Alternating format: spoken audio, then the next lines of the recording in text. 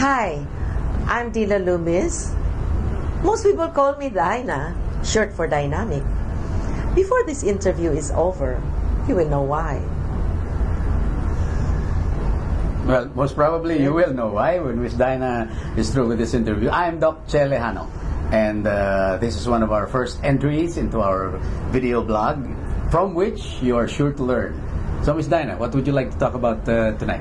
Well, you know very well, Che, that I was co-ambassador of the Civility Ambassadors Program of the Association of Image Consultants International. And it was so timely because the offer came very suddenly. Somebody resigned from the post, and it came at a period of grieving for me. I just lost my husband of almost 19 years. And I was down. I was feeling so down in the dumps. And it really took me out of the doldrums. And I suddenly felt alive again. I realized that there's more to life than just being me, than me. I suddenly realized that, oh my goodness, I have to pay attention to other people. Good. There are other people in the world, yes. I know. It's just that I was so consumed by what transpired. And it's like the universe was centered around me. And then I began realizing that other people are there and they care for me. And why shouldn't I care for other people? So I'm so happy I was able to move around, go and visit Rotary clubs, and I even went all the way up to Malacanang because I have a friend who knows somebody at the Malacanang Presidential Palace, and I was able to give a seminar workshop on civility. And you know that there are 3 R's of civility, of course: respect, restraint, and responsibility. Respect, restraint, responsibility. Yes. Yes. And you know what? The most difficult of the 3. You want to know what? And which one? The restraint. Yes. Restraint, yes. because control. Yeah, because people somehow, the most difficult part of you to master or to discipline is the tongue. And sometimes you get so used to expressing yourself that you forget that other people have sensibilities, and sometimes you use the wrong words and also the wrong tone of voice. Yes. And I notice, especially with helpers, or when you're talking to people who are probably in a position that is a little bit lower than yours, sometimes your voice goes up.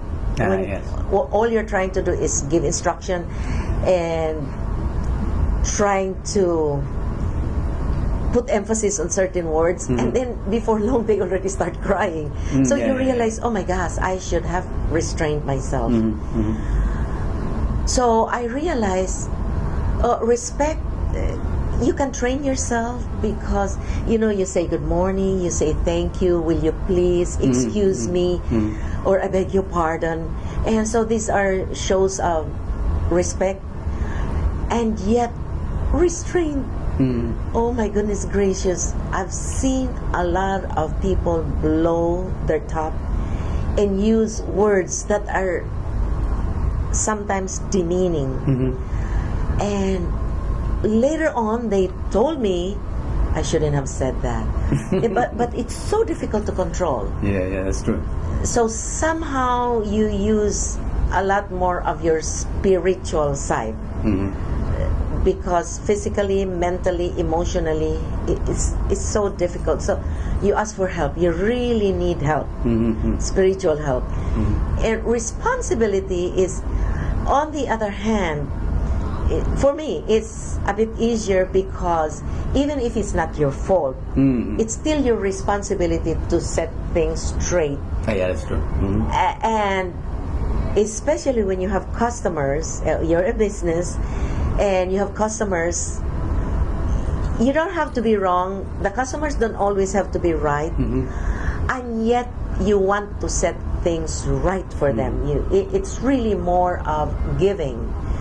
It's more of being good and just making other people feel better. Well, apart from the fact that in terms of responsibility, whether it's your fault or anybody's fault, it still has to get right. Yes. And you have to get it right, and you have to set it right.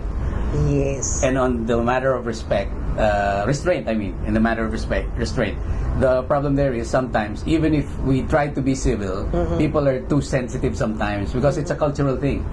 Like, remember in Filipino, anytime that you tell someone what they ought to do after they've done something, they already interpret that as negative. See? So there has to be something said about the cultural differences. I like the way you put it into words, because I believe a lot of sensitivity really gets pricked when you sort of give a correction. Yes. And some people just cannot take it. They take it personally. It's never professional for them. It's more of personal. It's like, you put me down. So that's the reason why we're supposed to call someone aside and talk. Excuse me, can we have a few minutes? Can we talk? Yes.